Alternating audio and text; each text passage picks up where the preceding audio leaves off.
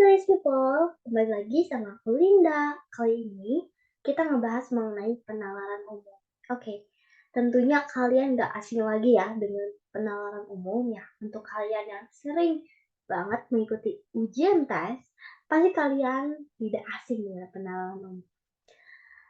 Tentunya penalaran umum ini menjadi salah satu materi tes yang sangat paling penting dan biasanya salah satu materi tes yang suka paling awal gitu ya munculnya. Oke, kita langsung aja ke pengertian apa sih sebenarnya penalaran umum ini sebelum kita mengenal secara jauh mengenai soal-soal penalaran umum. Alangkah baiknya kita mengerti dulu apa sih penalaran umum. Lanjut, langsung aja ya.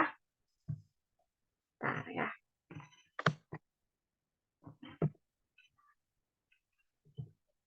Oke, ini ada apa itu penalaran umum. Di sini kita garis bawahi asal kata dari penalaran ya. Nah, nalar asal katanya. Yang memang bisa diartikan dengan berpikir kritis. Betul tidak? Atau kalian bisa juga mengartikan ya makna lainnya.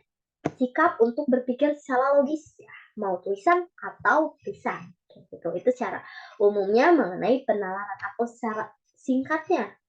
Kemudian ada apa aja sih materi dalam penalaran umum ini? Next ya, kita bahas satu persatu. Materi penalaran umum. Yang pertama ada verbal, ya. Yang kedua ada matematis. Kalian jangan lupa sambil catat ya. Yang ketiga atau kalian bisa screenshot. Nomor 3, gambar. Dan yang keempat, logika. Ini gurunya muncul terakhir ya. Oke, yang pertama tadi ada apa? Verbal ya. Oke, kita bahas satu-satu. Verbal. Verbal ini tentunya teman-teman tidak asing ya. Tidak asing juga mungkin yang sering mempelajari atau dulu bahasa Indonesianya dipelajari dengan baik, kalian tidak asing dengan verbal. Verbal ini bisa kita katakan dengan kemampuan bahasa ya. Ini kemampuan bahasa. Oke. Atau kata lainnya selain kemampuan bahasa, verbal itu bisa dikatakan dengan kemampuan komunikasi secara tulisan atau lisan kayak gitu. Di sini aku menyimpulkan tiga subtes materi yang ada dalam materi verbal, yaitu pernyataan yang benar, interpretasi data, ya, interpretasi data, dan membuat kesimpulan. Ketiga submateri ini tuh ya menjadi hal yang lumrah lah, yang sering muncul di dalam penalaran umum, yang bisa berbentuk paragraf, ini ya, paragraf, grafik, tabel, ataupun diagram. Yang pertama nih, ada pernyataan yang benar. Karena kan biasanya ada soal cerita yang lumayan cukup panjang, biasanya sampai 4 paragraf gitu. Yang nantinya di pilihan gandanya kita mencari mana pernyataan yang paling benar mengenai teks yang ada di atas gitu kan. Walaupun begitu, nanti ada yang memang bikin terkecoh kita gitu ya, asal kita harus benar-benar membacanya. Tapi biasanya pernyataan yang benar itu ada di paragraf pertama atau terakhir kayak gitu. Biasanya ada 2 jawaban yang benar gitu. Ada yang benar dan ada yang paling benar gitu. Yang kedua, ada interpretasi data. Interpretasi data dalam teks. Bentar, maaf ya.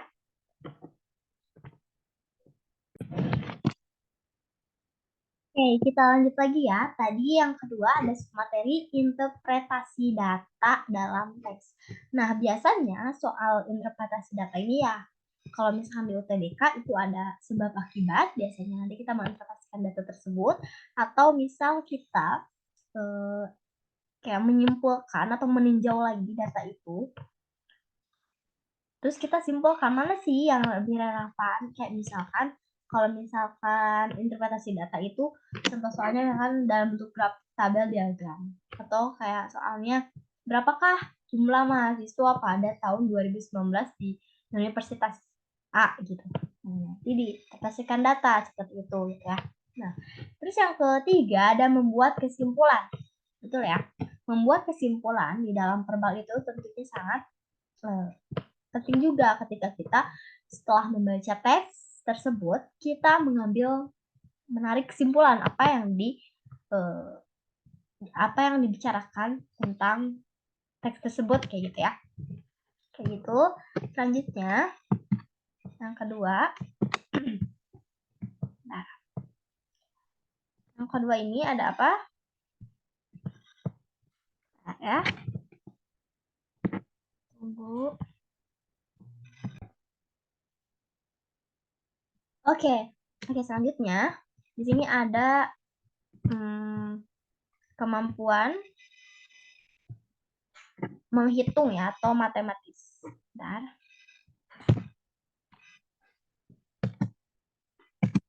Nah, dan matematis atau kemampuan menghitung.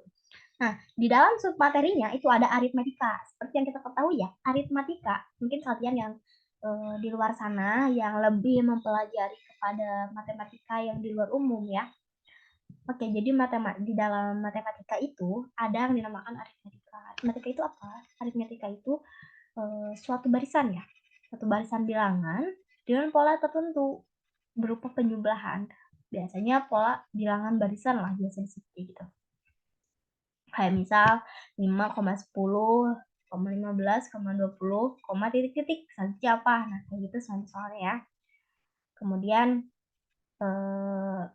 kalau misalkan yang kedua ada perbandingan nilai. Ini biasanya dalam bentuk cerita ya.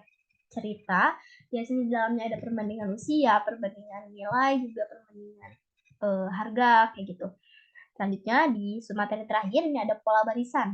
Pola barisan ini bukan kepada pola aritmetikal tadi atau pola geometri ya, tapi di sini polanya khusus kalau pola barisan itu. Ya, nanti kita bakal pelajari secara rinci di part selanjutnya ya mengenai matematis, mengenai verbal, mengenai aritmetika, mengenai pola barisan. Ya, selanjutnya. Yang ketiga, ingat tadi yang ketiga apa? Yang ketiga itu ada gambar. Gambar ini bukan gambar yang biasa saja ya. Di dalam gambar penalaran umum nanti kalian disajikan gambarnya juga gambar berangka gitu. Jadi masih berhubungan juga dengan matematika misalkan ya. Ini pemisalan dulu aja ya. Nanti nah, ini gambarnya gambar berangka ya. Berangka. Maaf ya, kami Nah, di sini misalkan ini setiap sudutnya nanti kita tuh disuruh untuk menghitung setiap sudutnya. Misalkan yang ditanyakannya ini.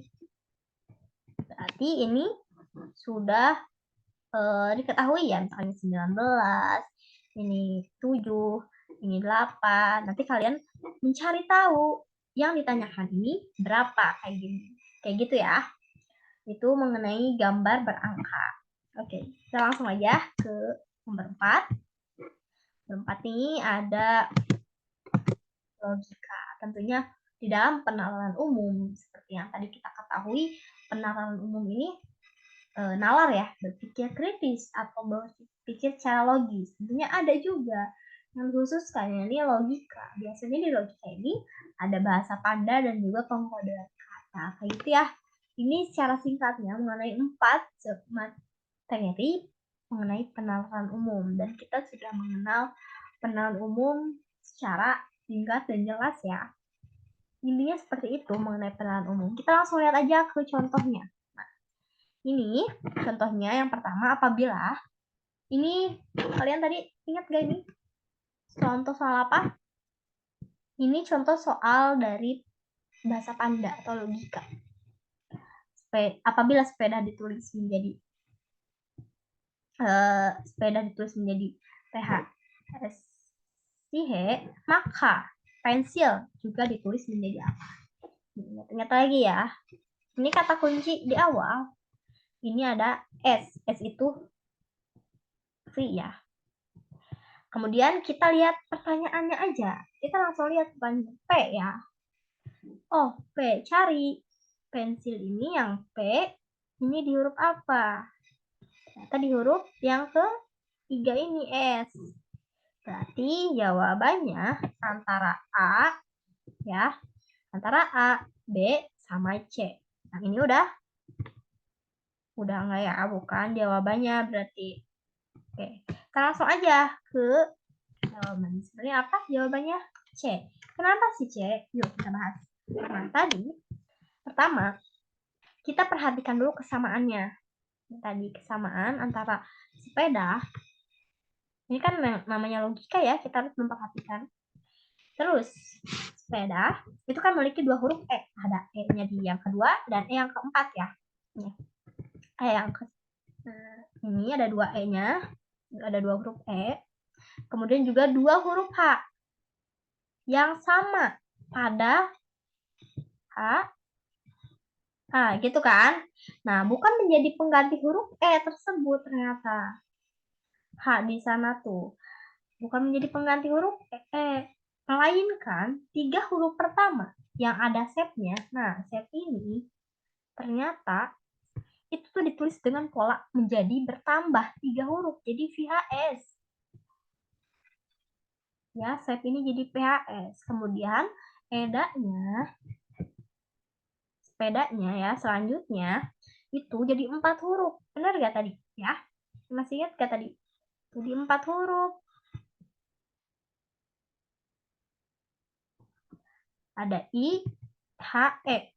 Maka dari itu, pada pensil juga bisa untuk ditambahkan sebagai sebanyak 3 huruf. Ya, bisa juga di pensil juga. Jadi 3 huruf, S, H, Q, W, M. Nah, jadi jawabannya ya. Jawabannya B harusnya ya. Jawabannya itu B.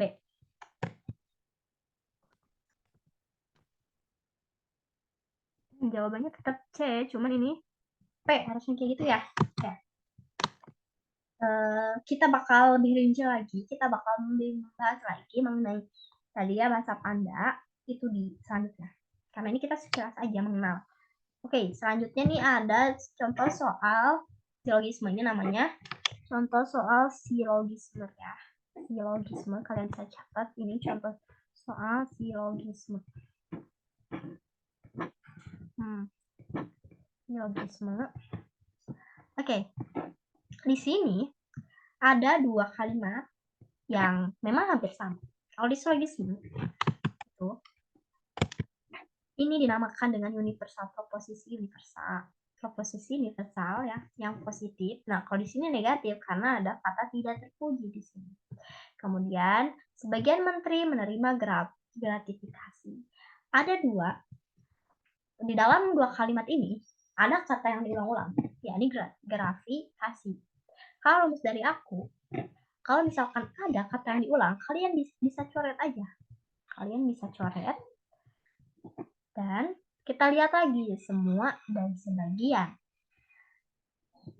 Semua bentuk, titik-titik, tidak terpuji, sebagian menteri menerima apa? Ya. Kesimpulan yang tepat dari pernyataan di atas adalah apakah A, B, C, D, apa E? Oke, kita bahas di selanjutnya. Apa sebenarnya ya? Jawabannya C. Gimana kok bisa jawabannya C? Ini sebagian menteri tidak terpuji. Kok bisa? Ya, kita bahas. Ya. Silogisme itu terdiri dari 3 unsur ya. Kalian bisa catat, bisa sambil catat ya. Ada subjek, predikat, atau term penengah. Nah, term penengah ini terdapat pada kesimpulan. Jadi dalam kesimpulan yang terakhir ini namanya term penengah. Bukan yang berarti tengah itu yang kedua, bukan. Ya. Jika dalam satu premis terdapat proposisi partikular, partikular ini itu bisa dikatakan sebagian ya atau setiap sebagian ya atau beberapa ya atau beberapa itu partikular beberapa. Nah, maka kesimpulannya juga harus proposisi partikular.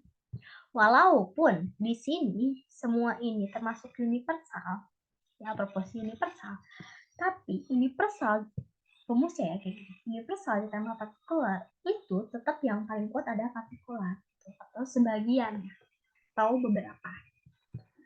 Dan proposisinya juga menjadi negatif, gitu. Bukan lagi positif. Maka dari itu di sini, maka kesimpulan juga harus proposisi negatif, proposisi partikular negatif. Tadi di gratifikasi karena ini terulang di dalam dua premis, kita coret aja. Kita ambil dari semua sama sebagian, ya karena yang paling kuat adalah partikular, kita ambil sebagian, dan tidak terpuji. Tinggal ambil seperti itu untuk menarik kesimpulannya, gitu ya. Nanti kita bakal bahas lagi lebih jelas ya di video selanjutnya. Karena ini kita hanya mengenalkan sebagian dari soal penerapan ini. Mungkin sekian ya pembahasan aku untuk penerapan umum. Untuk selanjutnya kita bakal bahas lagi mengenai soal-soal yang ada dalam penerapan. Okay, see you next video. Terima kasih, bye-bye. Jangan lupa like, share, dan subscribe.